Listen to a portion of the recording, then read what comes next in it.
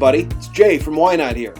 So you're about to watch one of the helpful sessions that took place at the 2021 YNOT Summit during our webmaster track, and we hope you find the information presented by our panelists to be useful to your business goals. First, though, I have a very quick and exciting announcement. YNOT Cam Awards and YNOT Community are returning to Hollywood, California in person this year. Mark your calendars now if you can join us. It's October 14th for the YNOT Cam Awards and October 11th to 14th for the YNOT Community. YNOT Community is the only industry event in North America that's made just for the live cam and independent creator verticals, while the YNOT Cam Awards is the gold standard award show for cam and clips performers. For information on both of these events, please visit ynot.com/Hollywood. Now, please enjoy this great session from our virtual conference, the 2021 YNOT Summit. So, all right. So I guess it's 9 o'clock my time. Let's go ahead and start. Today is the Moderating Affiliate Marketing Bootcamp seminar. I guess this is, for beginners and everyone else. Thank you, Jay. I like that. For everyone else who wants to get into affiliate marketing. My name is Richard Buss. I am the products director for YNOT. I run YNOT Mail and YNOT Market and a few other things for YNOT. And of course, I always get pulled into their summits and award shows, et cetera, et cetera. I've been in the industry now since 1996, 97. I started as an affiliate running Please Don't Laugh, a daily bikini site. The first company that I promoted, I don't remember who they were. It was a pregnant site. It was some pregnant girl, and this guy was just paying me to put his banner up. And eventually I started promoting ICS, adult.com, and that kind of stuff. And then I went to work for Lightspeed Cash, Cherry Pimps, Yanks Cash, and then YNOT, and probably a few things along the way. So I've now been with YNOT for 10 years, and I've got another 10 years to go. So we have Andy from Traffic Partner. We have Max from Crack. We have Jeff Wilson from Flirt for Free. The really strange thing is I know all three of you, but I don't know any of you all particularly well. So I guess we'll go with you one at a time, and you can introduce yourselves and tell us all about yourselves, how you get into the industry and what you currently do, and I will try to make up something nice to say about you.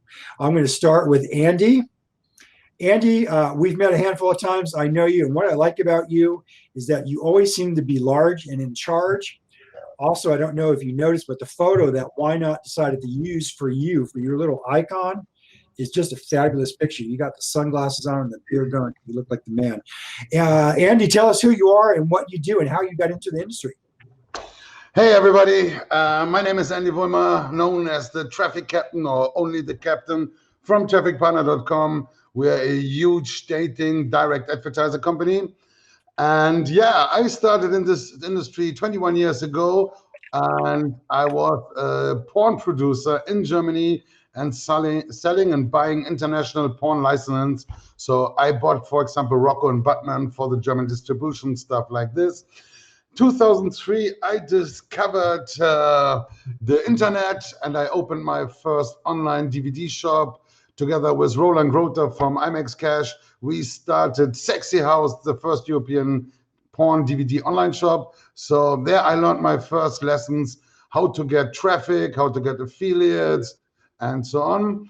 Then the tube sites came out and they destroyed a little bit my business. So I was pissed off the tube sites, sold my company, took some years off and was already retired.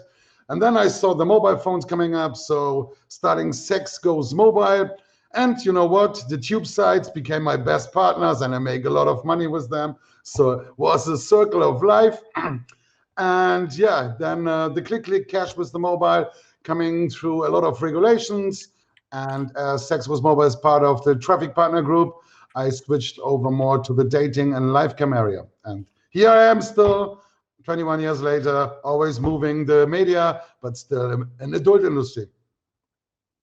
It's funny how that worked out. The tubes came on board and they destroyed you, and then you took some time off. We worked everything, and you came back larger than ever, and now the tube sites are your biggest partners. I worked a lot with Yanks Cash years ago, And Todd told me, he said, when the tubes first came up, that was a huge problem for him. But then they ended up working with them, and that turned out to be a huge success for Yanks Cash. Todd's always been pretty smart. Next up, I guess we'll go with Max from Crack. Max, we've never met, but I know that you guys have a blog on your site that is absolutely fantastic and a wealth of information. Tell us who you are, how you got started, and for the love of God, who runs that blog for you? Yeah, sure. So everybody, nice to meet you. So my name is Max. I'm the director of Crack Revenue. I've been with the company for almost 7 years now. And yeah, I come from the retail industry. So I used to work for Apple for something like 4 or 5 years. And I actually got with Crack because of my best friend, who's Arnaud. Most people will actually know who I'm talking about. And yeah, I just made the jump from retail to affiliate and just like discovered the company. I started as an affiliate manager myself. And yeah, today I'm running Crack Revenue with an amazing team. And yeah, the one you're mentioning, who's running our blog, is actually logged into our chat right now, which is Pauline Guillain. So yeah, she's amazing, and we're trying to make the most amazing content like every week for our affiliates. And I'm glad you mentioned it. So yeah, glad to be here. Yeah, this is not a situation where I decided to research you before the seminar here today. I actually read your blog on a regular basis, and if Pauline is running it, that is an absolutely fantastic job. Next up is going to be Jeff Wilson from Flirt for Free. Jeff, I think we've met just a handful of times. We never really had a meaningful conversation. Where is Flirt for Free located? How did you start with them, and what do you do there? I think we can, maybe make it a point to have a meaningful conversation next time we meet in person. Jeff Wilson, Flirt for Free, Vice President of Flirt for Free, which is, means that I do kind of a lot more than just traffic now. Definitely doing a lot more kind of across the company and working with the broadcasting side, but all that's kind of new. That's been the last 4 months basically. But sorry, before that, I was director of business development. So I did all kind of like, business development deals. But under my department was, of course, traffic acquisition. I started off as affiliate manager. That's kind of where I came from. Before VS Media, I was only doing affiliates. So when I started, which was almost 10 years ago, they were trying to break into the mainstream space with like a psychics live product, so non-adult. And so they were like, we need somebody who knows a bunch of affiliate networks. And I was like, I have a lot of contacts at affiliate networks, so we'll see how this goes. And it took about a year and a half for us to figure out that wasn't the path that we wanted to go down. But during that time, I was kind of splitting my time between the mainstream stuff and the adult stuff. And so basically around like the beginning of 2013, that's when I started only doing just the adult stuff, running the Video Secrets affiliate program. That was, before it was VS Media, and, Video Secrets was the main thing. When Flirt for Free came out, which was like 2002, 2003, that became the main flagship, and then Video Secrets became the kind of affiliate program that most people in the adult industry knew. Around 2013, we decided to consolidate, and everything was just around Flirt for Free. And since then, that's kind of been my thing, doing with traffic and affiliates. We took over the media buying team in 2014, the SEO and biz dev team in 2016, started a group of analysts called the user acquisition team in 2017 that's grown to a team of like 12 people just doing business intelligence. And so, yeah, now we're kind of firing on all cylinders. Flirt for Free is still our main flagship site, but we have a lot of like budding other brands, also cams related, Camster, Naked.com, XV Cams, Penthouse Cams, things like that. We also have like thousands of other white labels. So if you ever want to talk about white labels, we can do that as well. But that's it. That's mostly my background. Jeff, when did Flirt for Free start? 1996. I would say we started in 1996, but I was in middle school at the time, so it wasn't me. But Greg, the main owner, started in 1996, and again, it was just video secrets. It was like, one female on 24/7, or they would kind of fill slots to have like that one feed of the, and then also one male on 24/7. And so video secrets became like, known in the industry, but like when they came out with Flirt for Free in I think it was 2002, that was the first site where it was more than just one stream where you had to click and start paying in order to chat with the person. So it was like multiple people online, and you could chat with them at any time before going private, which was like, groundbreaking at the time. Of course, that's evolved a lot since then. But Flirt for Free has been kind of our main thing since then. Also, we're located in Los Angeles. I didn't mention that to you before, but that also kind of helps because there are a lot of adult companies in our area. I'd like to take a moment to thank you, Jeff, and Flirt for Free. In 2000 and 2001, apparently I landed a whale from one of my sites, and I sent it to you, and he provided me income of $600 to $1,000 a month for nearly 2 years. I wish everyone had a whale like that can make the money. So, all right, so let's start in with the questions next. I myself got started in the industry, I think I mentioned this earlier, with a daily bikini site. That was before we had any automation. I had to upload a picture to the site every day. I had to log in with the old school modem with that crappy noise, and I had to upload a picture every day and change the HTML manually. How are we defining affiliate marketing today? I started with the daily website, then a TGP, and then a blog. And now it's all complicated. There's buying ads, there's buying traffic. What do we consider affiliate marketing today? Let's start with Andy. Well, I still like blogs because they're very easy to handle for newbies. If you get something like WordPress on, everybody can do it. It's not technically complicated. And if you have your own content, social media, Twitter account, Instagram, to make your own package with your website. And of course, if you're a little bit better in programming, you can do also your own scripts. Like still the embed tube sites are working. We are talking here about bootcamp for newbies. So you should see everything that it's cheap to start for the hosting, and you need to put the most in the time in your SEO and in content creating. Because if you want to compare, let's say you want to make a tube site and you want to compare it with Pornhub, you have no chance, because then where you get all the content and the traffic from. And also, if you want to make a new dating site, it's very difficult to start there because you need to buy a lot of CPL deals. So it's a question about money, skills, and your time. So for the most newbies, start with a WordPress, learn your first SEO, learn how to create content, do some social media around, and that's the beginner package from my side of view. Okay, I actually like that advice with the blogs.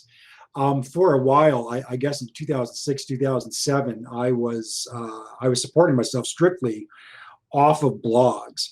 And what I would do is every morning I would wake up and I would create I would buy two new domain names, install WordPress on them, and then build content. So my goal was every morning I would buy 2 new domains, set up 2 new WordPress sites, and then create 30 posts for each. And then in the afternoon, I would spend my afternoons updating all the older blogs. And before I knew it, I had 100 blogs in my little network, and it became a little bit difficult to management. And then I would start, updating the blogs less and less. But yeah, it actually provided me with a significant amount of money, thousands and thousands of dollars every month. That was more than enough to support me and pay my mortgage and everything else. Max, how are you defining affiliate marketing today? How do people get started in affiliate marketing for the newbies? Yeah, so affiliate marketing today is like so diverse, which means there's a lot of ways to actually build traffic. So Andy mentioned some of them. My number one advice for beginners out there would be to choose something they're actually like interested in or even good at, because you will not want to count the hours that you'll be working on. So like if you're into like coding or WordPress or building your website, make sure you're into it. If you're into video ads, make sure you choose like a medium that will benefit from your skills. YouTube might be a good idea here. But yeah, just choose something that you'll be passionate from, that you'll want to like read about, go find advice, tricks, but just make sure you choose something where you will not like count the hours you will be working, because like as a newbie, you will be working a lot. And yeah, that's it. My blog network, I actually took it seriously as a day job. And like I said, I spent my mornings doing one thing and my afternoons doing the next, and a few other things in between. In fact, at one point, I also had, this was during the recession here in the United States with the housing crisis, and I was running message boards that dealt with, how to refinance your mortgage and do all those kinds of things. And basically, I would just log in a few times a day, make a few posts like, how do I do this? How do I do that? Another one would jump in. And then I had all kinds of links down to mortgage companies down at the bottom that was making me money. So that was working.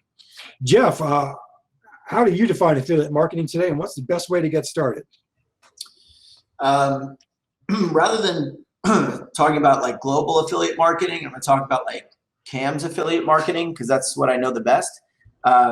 Which, like you alluded to before, it could be great. You catch a whale, you're set. But I'd categorize them as kind of two main buckets, which is like the kind of circumstantial affiliate and like the active affiliate, which is like somebody who already has a business, right? So somebody, let's say, for example, Hustler, they already have a business, they have a magazine, they have a website, whatever.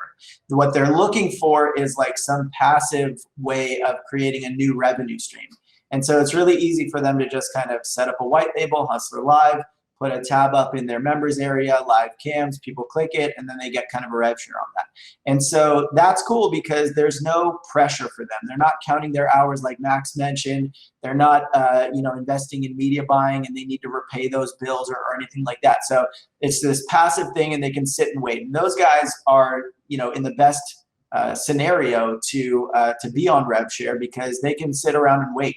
And if they wait long enough, they'll catch, a lot of guys who spend money, but eventually they'll catch like the big mamma jamma.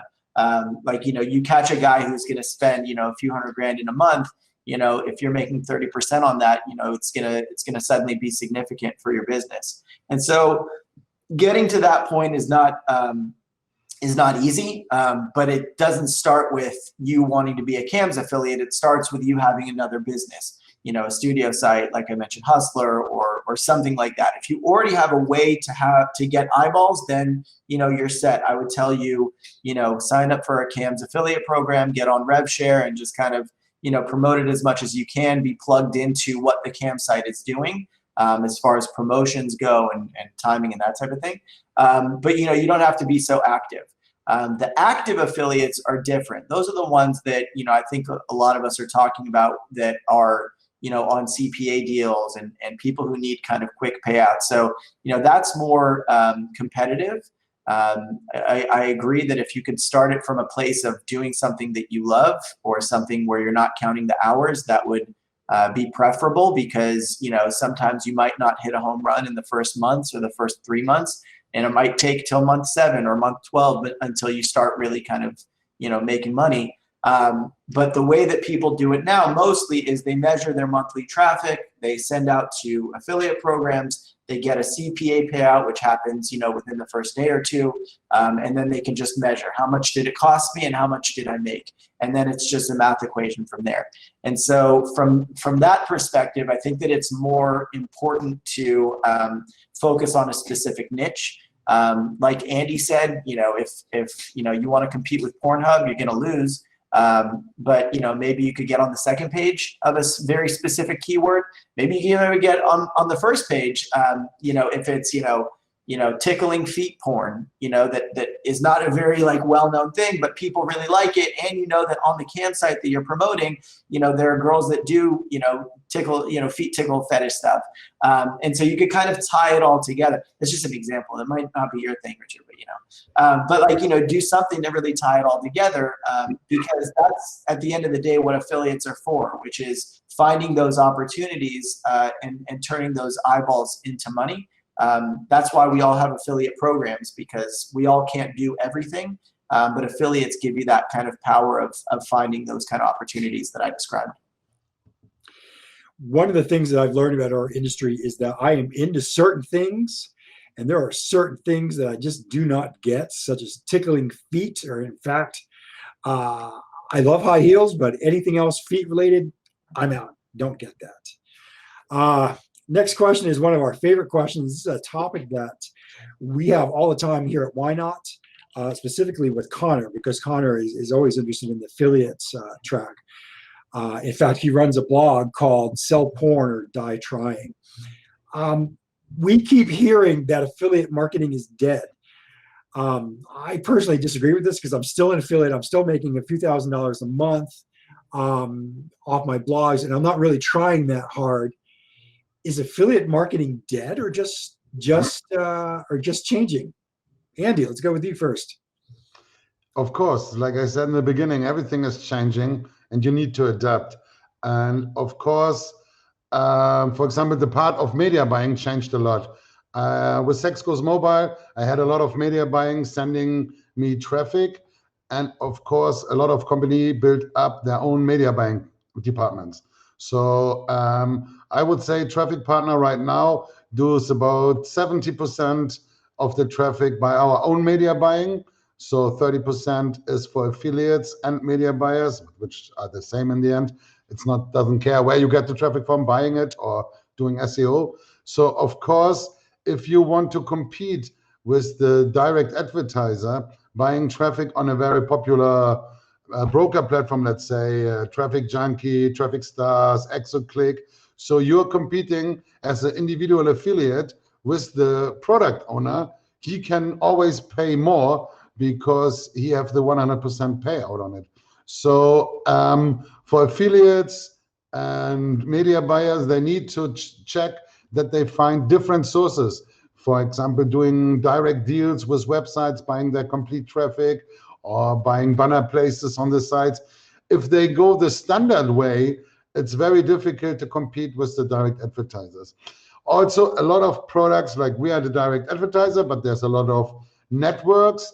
They have smart links, so they make a combination of different products. So you get less payout, of course, because normally when you have a middleman like a network, you have a less payout, but you have the chance to sell up multiple products. So even we as a direct advertiser have our smart link to have our own products for different countries, because we have the cams, we have the amateur community, we have dating. So the market change for affiliates is definitely way harder.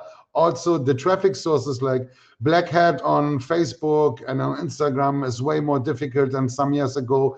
SEO is more difficult than some years ago. And there's a lot of more rules buying traffic from Google. Everything is more difficult, but there's still a lot of affiliates with great success and they're doing their money. So affiliate marketing is definitely not dead, but it's way more complicated than some years ago. Andy, you mentioned SEO, and one of the things that I did on my blog network years ago was I was always very specific when I named the photos that I was putting on on the blogs. And anyone who went to Google picture search and did a picture or did a search for a certain name, but search for pictures, I always came up on top for nearly everything. It was just fantastic. Max, what do you think? Is affiliate marketing dead or still alive and well? Yeah, obviously it's still alive. But of course it's like you said, the rules are changing. I think that today you have to be like, and mostly as a newbie, you have to be more careful if you want to start building something strong, but also something that will last in time. So make sure you're aware of the do's and don'ts of like the technique that you're using. Make sure you become like a friend of Google also. I think that the advertisers and the products that you'll be working with are also now looking a lot more into like customer lifetime value and those type of KPIs. And like if you were into a lot of like lead gen and stuff like that, the game may have changed like a little now. Also make sure that you know who your audience is. Jeff mentioned like if you can work with a specific niche, like this might help a lot, making sure you know who your customers are. It will help you also make sure your sales funnel is actually relevant to what they're looking for.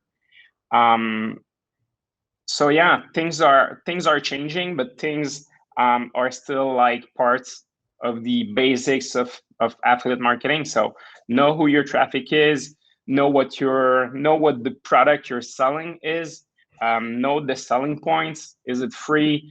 Is it a premium service? Do your customers have to buy something on the platform? Is it a free trial? Know your stuff before you start spending money on traffic and stuff like that. So do your homeworks basically. All right, Jeff, 2 out of 3 people said that affiliate marketing is still alive and well. What do you think? Obviously, I can't be on this panel and say affiliate marketing is dead. A nice comment. I feel like, if you just try out pegging, you'll figure it out, man. Really, it's changed. Like they said, things are different. Back when you were making TGP sites, it was probably just really easy to, you put it up there and people just come because there wasn't a lot of options on the internet at the time. There weren't a lot of options. And so, now there are too many options. And so how do you get a voice or get a foothold, in that space? Like I said, you have those kind of 2 buckets of affiliates, especially for cams, and if you're that circumstantial affiliate who's doing it because, you want it to be passive or you're really into something and you're going to blog or whatever it is, then it becomes really easy. You don't have to count your time or measure ROI or whatever. The thing that's really, kind of made things very competitive is the active affiliates, because those guys think about how they can scale immediately. You know what I mean? Like they start something, they test it for a month or 2, and then they want to go to $1 billion month 3. And of course they sometimes lose then or sometimes, disrupt the market. But if you think about how it's changed, before it was you have a blog, you write about something specific, you link to the website, and the website will do all the work from there because, it's kind of on us to do that.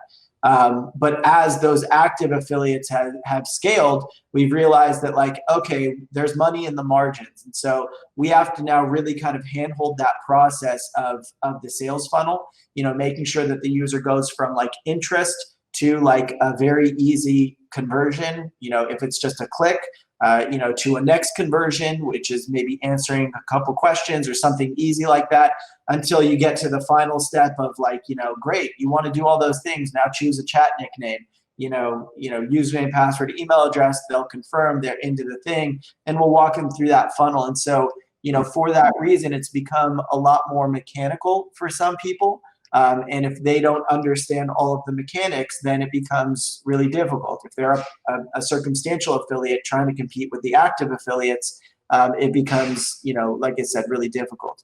And so maybe some people who have been doing the circumstantial route have found less success, but there's just a different way to go about it, a different way to find those opportunities on the active front and invest and scale and all that stuff.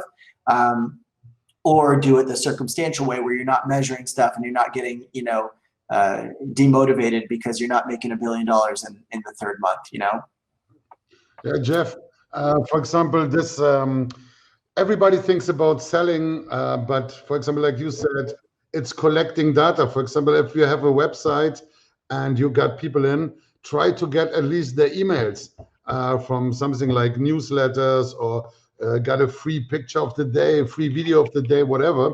So when you got people on your website, try to collect at least the emails, so then you later can use them with email marketing. It's not already to make like sales on the first visit, because now these days customers have so many offers in so many different places, they don't buy anything directly. So sometimes they need a second way to get them monetized. Also with collecting emails, or for example, that they put in the Instagram or follow you on Instagram. Any ways of interconnection with visitors on your first landing page of your website that brings your money back in the return. So I'm also going to elaborate a little bit on that, because I've explained this before, I think on a panel, but just I feel like, kind of it would be interesting here as well. I feel like, some affiliates were really successful, from back in, the mid 2000s. And those people ended up kind of blowing certain things up. So if you think about it as a progression where it was like, before it was just video secrets, one female, one male, and you pay to talk to them. Then Flirt for Free, where you can go into a free chat and you can start chatting with them before you decide to pay, which is, now we just added a step in the funnel that became really easy, right? There's no barriers to enter that chat room. And then I think I give credit a lot to Leo from My Free Cams, because he started My Free Pay Site, which was a big affiliate of ours. And the idea there was, can you, get to a website, see a tour, get this kind of like free, username and password in order to see more videos. And now he's collected your email. Now he's showing you offers, etc. Eventually that evolved into him doing My Free Cams, which is like, all right, let's add more steps. You can come into the chat room and you could see like a live show. You could see a girl doing something, explicit without paying anything first. And eventually that'll get the user to the point where the model wants to get them to, which is to pay for a private show. But think about that evolution to where we are now, which is, how do we get them to do very simple conversions? How do we get them from being on a porn website to like really enjoy some kind of an ad and they click? How do we optimize that click-through rate? They get to a landing page and now it's like, we don't send them to a landing page, we send them to a pre-lander. And then that pre-lander is going to filter them. It's going to say something really simple. Hey, do you like hot chicks? Yes. All right, great. Do you prefer blondes or brunettes? Blondes. As you get to like step 37, it's like you're so invested. You're like, God, I just want to talk to this hot, blonde, big tit, whatever chick. So it's like, great, now send them to like the Reglander or some kind of like a form field, username, password, email address. And the people, like when we started doing it, we were blown away. The people that got to the Reglander after being the pre-lander, it was like 1 out of 6 of them were actually filling out the form. Now you have to deal with all the other things separately, the other conversions separately, and you have to monitor those things.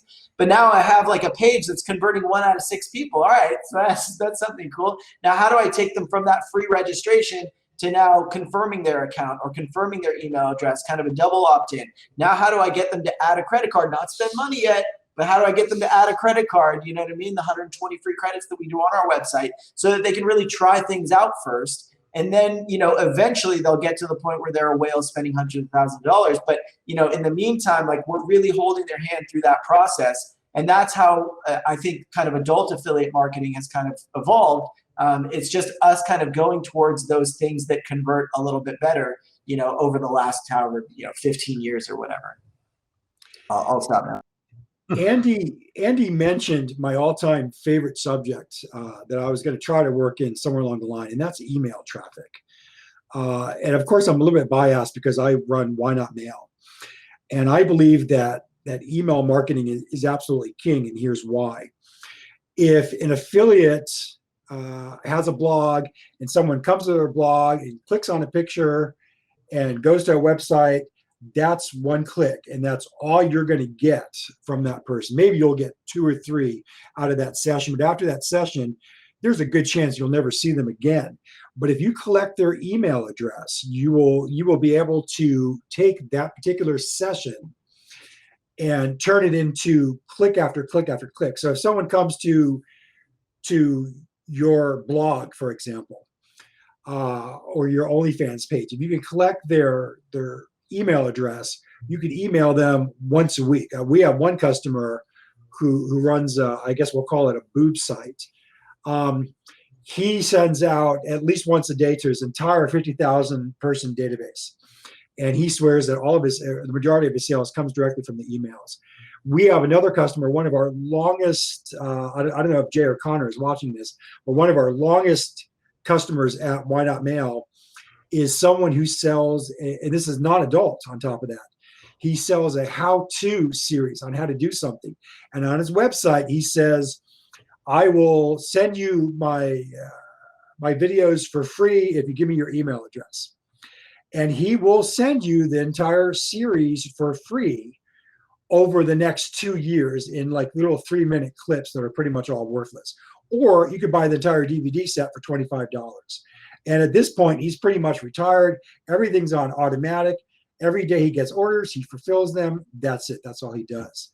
Max, what do you guys do with email marketing? Do you do anything? I'm sure that you collect email addresses and email them once a week or twice a month or something like that, right? Yeah, so obviously we're working with email traffic, both like internally for our own staff. You mentioned our blog, so we're also getting it into that. But yeah, mostly we're working with affiliates that are working with email traffic. And like today, my advice for affiliates working with email traffic would be to, like, today, relevancy is everything for me in terms of email traffic. So like as a person, I'm getting so many emails today in my inbox.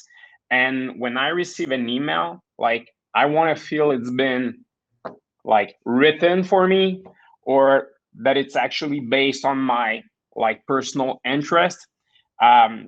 So I would really work hard on making sure the content of those emails is making good use of the data you have. If you can have some on your users, make sure you have as many like segments as you can. A/B test your stuff, but just make sure it's not just like one generic big email campaign. If you want to have like great results and great conversion rates. And yeah, the more channels you can have with your users, and obviously email traffic is definitely one of them, but the more you can do like cross channeling, the more efficient it will be, that's for sure. My next question is about social media marketing. This is, I don't know if this is embarrassing or not, but I actually follow a woman on TikTok. I love TikTok because TikTok has a little bit of everything. You want dirty and sexy, it's there. If you want the dogs of TikTok, that's there. Cars, that's there too. But I started following this one woman shortly after the pandemic started. I won't mention her name, but she was a housewife. She has kids. She's married. She has a husband. And she's milfy. She's got all the curves in all the right places, and she's got that bubbly personality. And she started making TikToks and discovered that she had a following.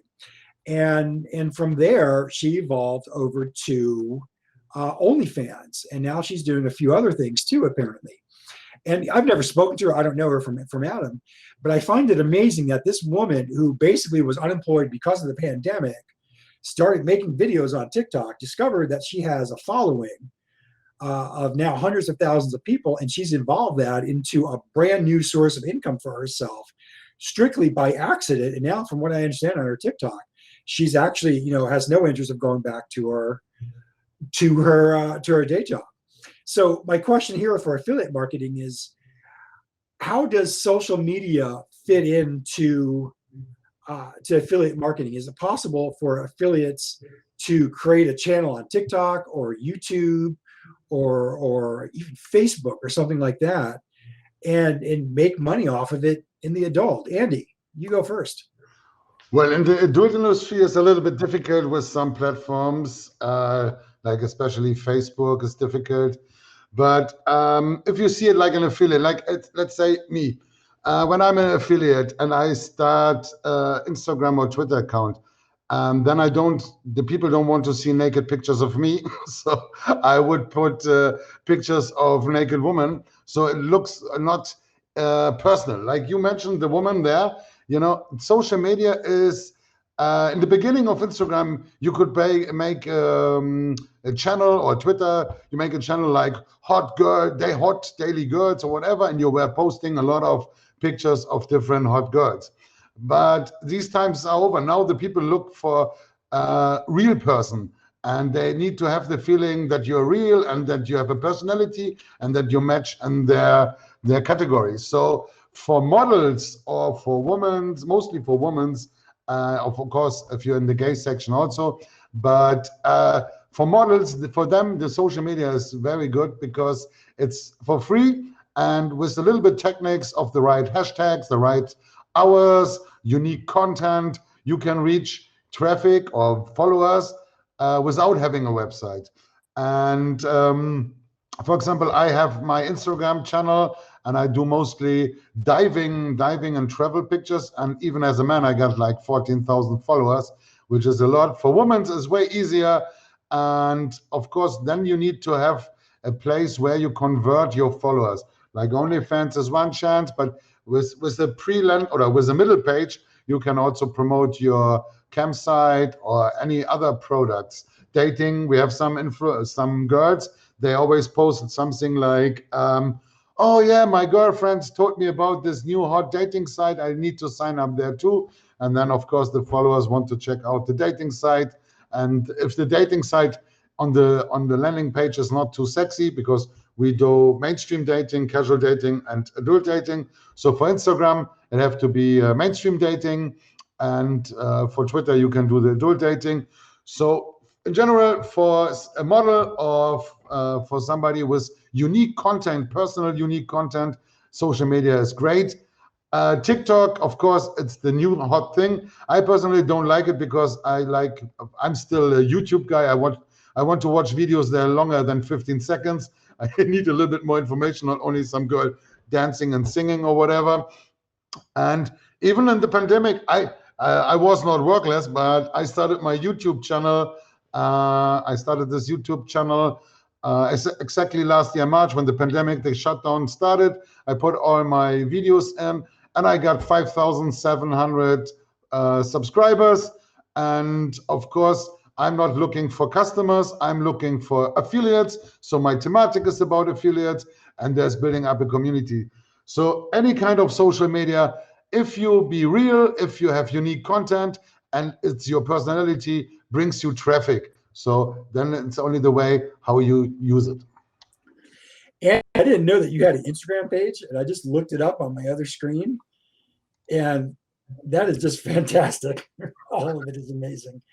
I just followed you. I got you, Andy. Perfect. I'm a follower. Can I sell you something? Max, what are your thoughts on social media and affiliate marketing? I take it from that like paradigm of active affiliates or circumstantial affiliates, and I believe that any affiliate can find any opportunity on the internet. But I I don't think that social media is a great opportunity for the active affiliates. Before, I think that, before social media got hyper moderated, I think it was easy to just set up, a Twitter account to post, nude pics or whatever, and people will follow that. And then it's really easy to just, say, now go to my campsite or go to my whatever site and go convert. But right now, like, even Twitter is doing a lot of like, shadow banning of adult content and stuff like that. So it's really hard to get eyeballs there. So it's like, if you are an active affiliate and you're measuring the hours that you put into it, you're measuring the money that you put into it, etc., then it's like, how are you going to get that return? The only way that you can, and not to mention Facebook, completely not adult friendly, Instagram, completely not adult friendly, TikTok even is, anytime any one of the social media teams that I work with has tried to start a TikTok, it's always been banned. Even when we post pretty tame content, but it's just because they know of the adult brand. So Twitter is the most friendly, but even on Twitter, you don't get a lot of traction if you're an adult company. So the only way that you really could do it is if you're a circumstantial affiliate, meaning you have a brand and you want to build it up. So let's say you're Pornhub and you want to kind of build that up and turn that into a money-making machine, you could. But the idea is you're going to have to put in a lot of hours to build that brand first, to build that following, to get content, unique content that people like and want to follow your brand about. So again, I think that it's not a really good opportunity for affiliates unless you know something better that I don't know, which is very possible. Yet somebody mentioned, or Danny, hi Danny, mentioned Telegram. Sure, there are people using Telegram because that's easier to post adult content. But yeah, so people are finding opportunities, but from the big social media companies that I'm talking about, I don't think it's like as easy of an opportunity. All right. So we are starting to run very low on time. So we're going to ask for I'm going to ask my final question. I'm going to start with Max this time. Max, what is the biggest problem facing adult marketing today? Yeah, that's a good question. Yeah, I've mentioned it like earlier. I think that the newer like regulations that we're gonna see with like adult affiliate marketing will definitely like hit some affiliates, mostly the ones that have been like doing like black hat or gray hat stuff in the past years. So they will definitely have to adapt, like Andy said earlier. Definitely, like, fraud is a huge problem. It's always been a huge problem for affiliate marketing, mostly with the CPA stuff. So I think that the biggest problems actually in affiliate marketing are mostly for the companies behind affiliate marketing. Like, has a CPA network, we have to make sure we have the most up-to-date system to be able to track fraud, to be able to track like bot traffic, and making sure we're providing companies like Flirt for free with good quality traffic. So yeah, I would say that the biggest problem from my point of view is actually related to traffic quality, making sure it's real traffic, real leads, real conversions. Yeah.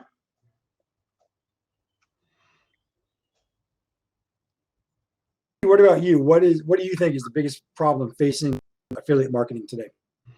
Well, this is one of my favorite. When they asked about problems, I say there's no problems, only solutions. So, of course, quality of traffic is a very big point, especially for us as a dating advertiser. We do CPL deals on single opt-in and double opt-in. Imagine how many people try to put us unvalid leads in and to get the money. So we have built up our own business intelligence group, working since years on the quality of that. Same as when we buy traffic, there's so many shit traffic, so you need really to have a lot of people working on the quality control. And then it's also it's about the cybersecurity. It's a big problem. We had a lot of attacks in the last year from different places, from cheap things like DDoS attacks, from people trying to hack our database to steal our clients. So cybersecurity is definitely something that big companies with big databases need to be aware of. And on the other side, our businesses with the pandemic, the business was better than ever. I think also for live camps, and our dating product is messaging based, so people pay per message, not like a fixed amount per month. So for us, the sales went up, live camps went up. So in the moment, I see more opportunities than problems. It's only quality of traffic and cybersecurity to check out. All right, Jeff, what do you think about problems facing the affiliate marketing industry for adults? I love Andy's attitude and his optimism. I agree there are only solutions. But other than that, I want to tie it back to affiliates, though, because, you know, in the adult industry, we have many problems, like they mentioned, fraud, you know, better tracking, you know, bad traffic that we have to kind of weed out, you know, but there are a lot of solutions out there, and we use device fingerprinting. We post back to our partners, you know, we use Lucky Orange to make sure that, you know, people are converting at the highest rate. And so there's a lot of work to do, but there are a lot of solutions to everything. I think, though, that the biggest problem that we're facing that we don't have a solution for is the regulations, meaning, you know, the kind of kick in the nuts that happened to Pornhub since December, you know, constantly passing new rules that's based on, you know, laws that are, or based on situations that are kind of, you know, misdiagnosed, you know, like FOSTA SESTA, like, did it really, you know, protect kids, or did it just harm the adult industry? And, you know, the issues, I mean, you referenced email marketing. We don't do a lot of email marketing because California law is really punitive against advertisers in California that do email marketing. So we literally had a guy legitimately try to sue us because he got an email from a company that wasn't even our affiliate, but they linked to a company that linked to another company that eventually linked to us. And so one person clicked on an email and got to us and then sued us. And we had absolutely there's no way that we could have controlled that email. But the actual law says that they want to penalize the advertisers because then it'll flow down in the pipeline. And it's kind of crazy. But, you know, the point is that, like, if you're going to be an affiliate marketer, you have to know what the rules are, right? You come into the game, you start playing the game, you start getting traffic, whatever. And then next thing you know it, Visa says something to Google, and then Google changes some kind of stipulation on how they rank, you know, different websites. And then, you know, that affects your website, and suddenly your payouts go to shit, or your traffic goes to shit. And so, like, the constant changing of these rules based on regulation that comes about because of, like I said, misidentification. I think it all comes down to, like, PR. I think that as an industry, we need to have better PR. I think we have to have, like, more consolidated PR and consolidated fronts. You know, there are definitely companies like, you know, YNOT, the other news outlets, and, you know, the Free Speech Coalition that are trying to come out and have, you know, a platform where they kind of combat these things. But they're not big enough. There's not enough, like, you know, real support behind these things. And, you know, it's really important that we do that, because if we don't do that, the rules will continue to change. And eventually, I think adult affiliates will get just, you know, pushed out of the game because it's just, you know, there are too many landmines. So that's, I think, the biggest kind of problem facing us. Also, I know that somebody asked if we have an affiliate program. Totally. Thank you, Ruth.